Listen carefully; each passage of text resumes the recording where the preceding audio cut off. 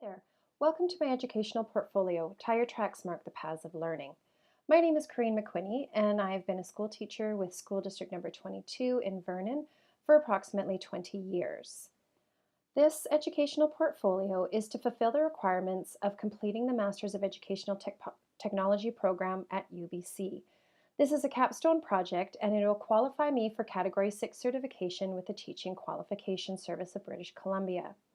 It will also serve to supplement my role as a technology innovation coordinating teacher in my district, and I'm hoping that others can benefit from the learning that I have shared here in my reflections.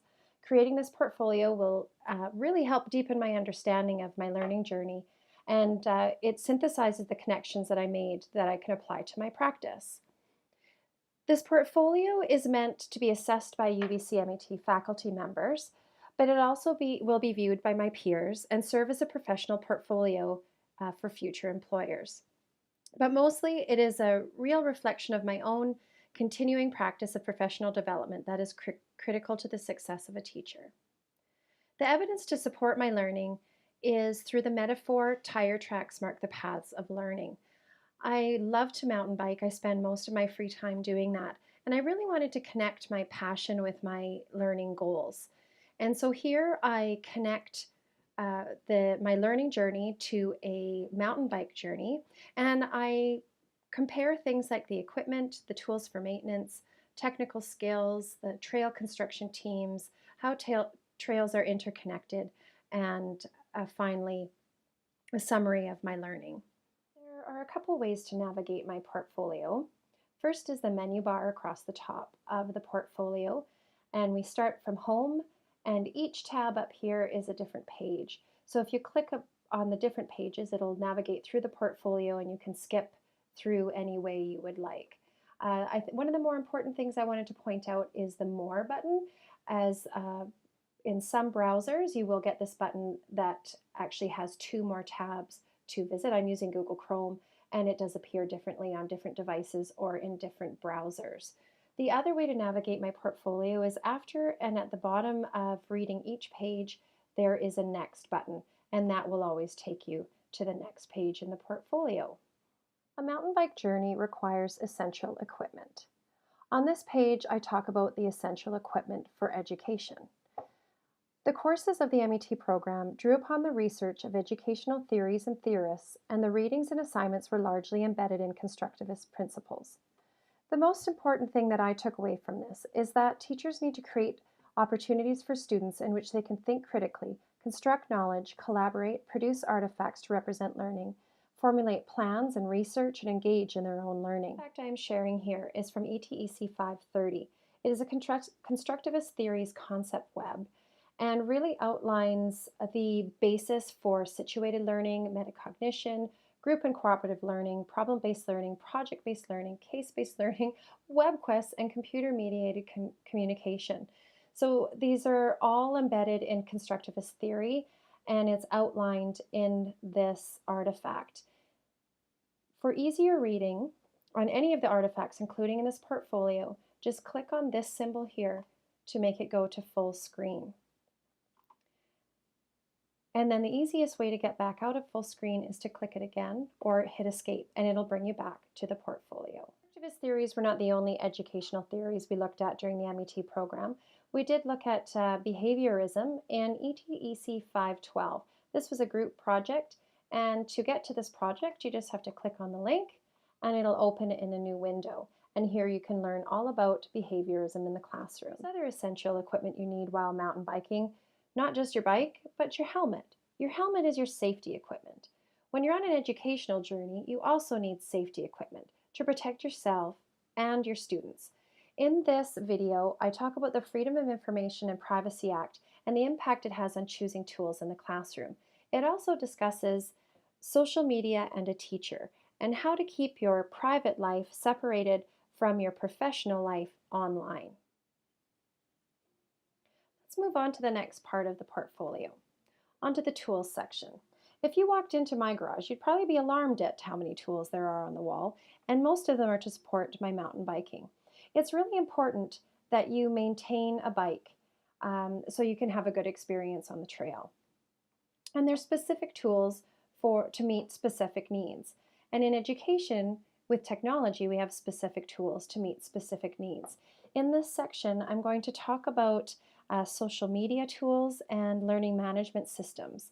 And the first artifact I'd like to share is a case study, Student Engagement with Social Networking in the Classroom. This is an assignment that I created that talks about the use of blogs, discussion postings, wikis, and forums, and their place in education. So these all are tools of social networking. And in this paper, I really discuss some of those things, like creating a community of practice, the role of a teacher in this community, and really the pedagogy behind using social media in the classroom. So you're welcome to read my paper here. And what I'd also like to share with you is from Learning Management Systems. And in ETEC 565A, we looked at the learning management system Moodle and how to create a course and use it effectively with the tools that are included in the course. You can click on the link here to access that portfolio, and it talks about assessment, how the site is created, a little bit about my learning journey, and one of my favorite pieces is a digital story that I incorporated into the class that I created using Moodle, and that can be found here, and I have also shared it on another page in my portfolio. Online learning is becoming a popular way to deliver curriculum, so I thought it was important here to share a concept web that I created in one of my classes, which was ETEC 532, and it kind of outlines the role of the instructor in distance learning, as well as how technology takes apart the student's role, the peer's role, and curriculum and tasks within a distance learning or an online learning environment. And from here we move on to skill development, and you can simply click Next. Professional development in education is much like going to the bike park to work on bike handling skills. When you're mountain biking, it's really important to have basic skills so that when you do come across difficult terrain, you'll be able to get through it without injuring yourself. Now, in education, it's really important to develop a skill set. And on this page, I wanted to share some of my skill set. It was really important for me to share work that represents my versatility with a variety of technological tools and strategies in my e-portfolio. And so here are some assignments that I would like to share with you. The first artifact I'd like to share is this media study guide here. The study guide was an assignment for ETEC 531, and during this course we explored the value of integrating media studies across the curriculum. We also examined the ethical and legal implications of media production and the challenges we face with new technologies. To expand this artifact, you can simply click here to get into full screen.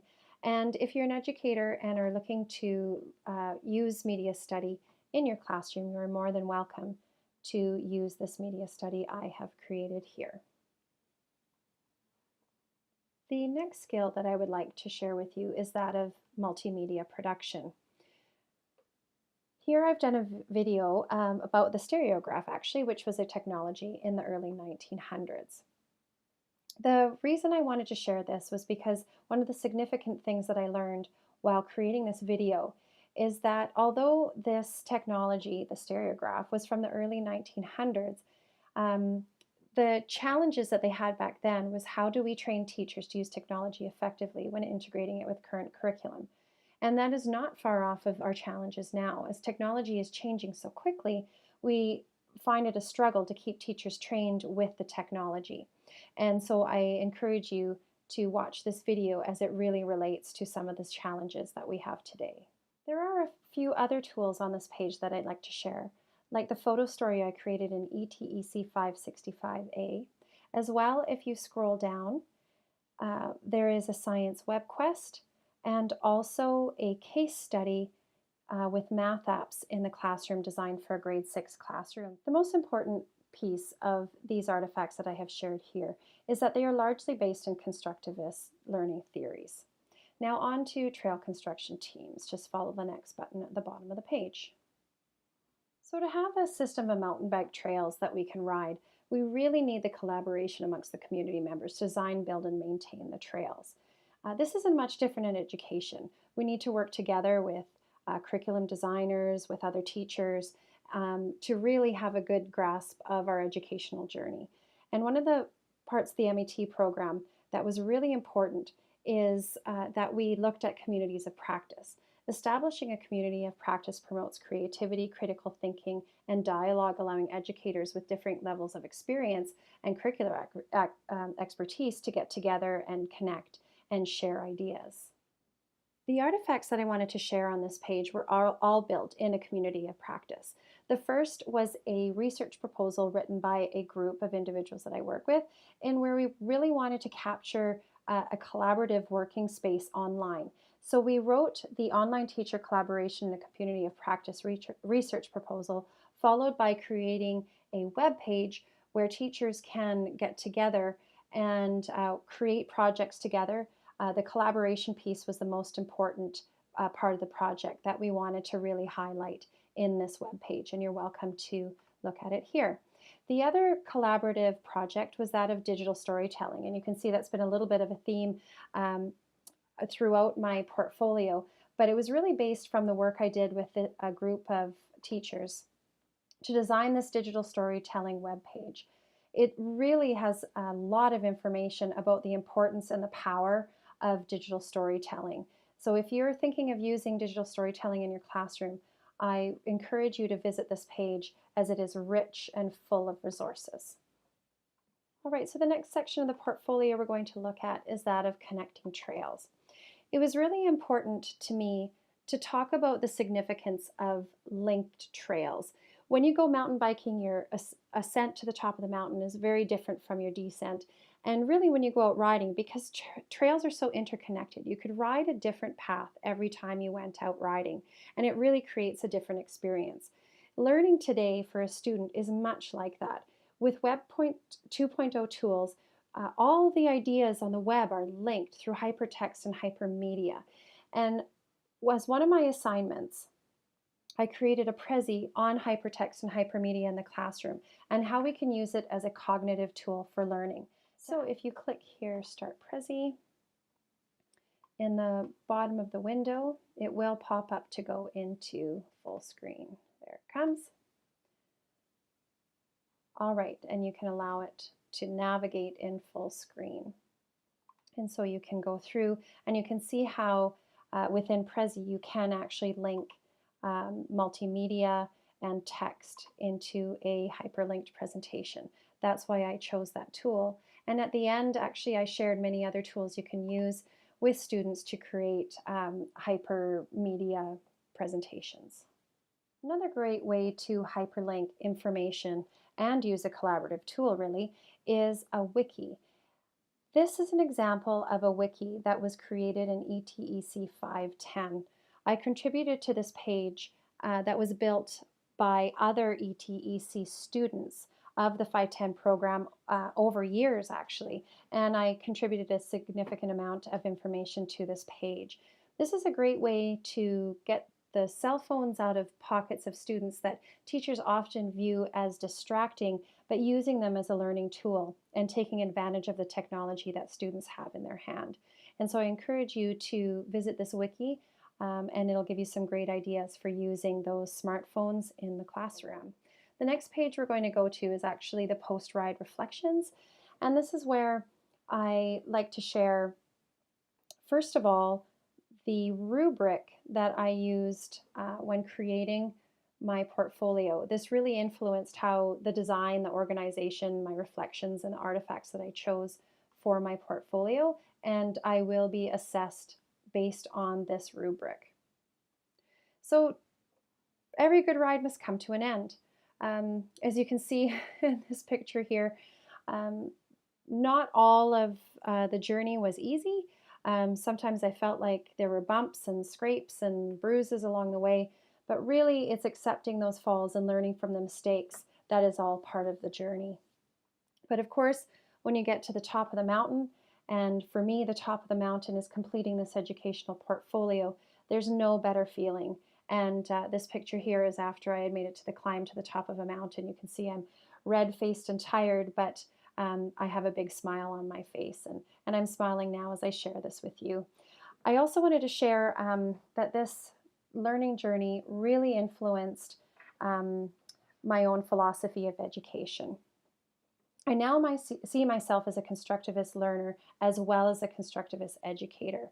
And as an educator, it's my role to make learning meaningful by creating learning activities that reflect real life context and call on students to use their prior knowledge and experience to construct their own frames of thought.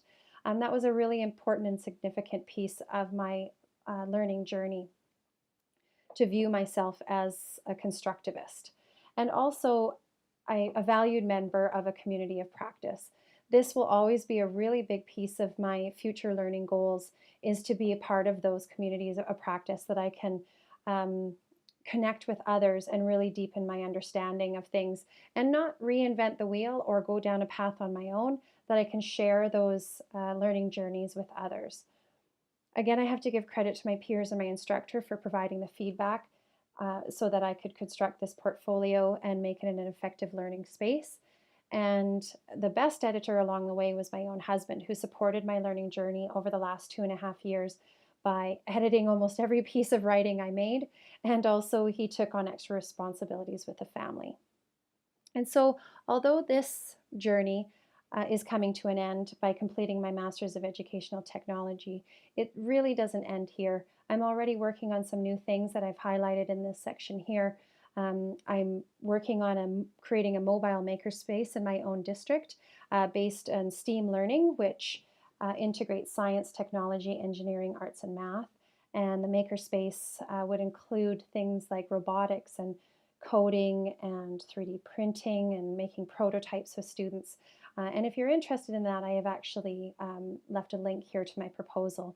And at this time, I'm also working towards becoming a Google for Education certified instructor and innovator, and hope to finish that soon too, so that I can be a mentor within my own district as teachers in my district become Google for Education. There really is only one more page to visit, and you can get to that by the next button at the bottom of the page, or we can simply go to the references. These references cite the photos and research that is directly cited in the portfolio itself. All other references to do with the artifacts are actually in with the artifacts themselves. And this brings me to the end of my journey. Thank you so much for sharing it with me, and I hope you enjoy my educational portfolio.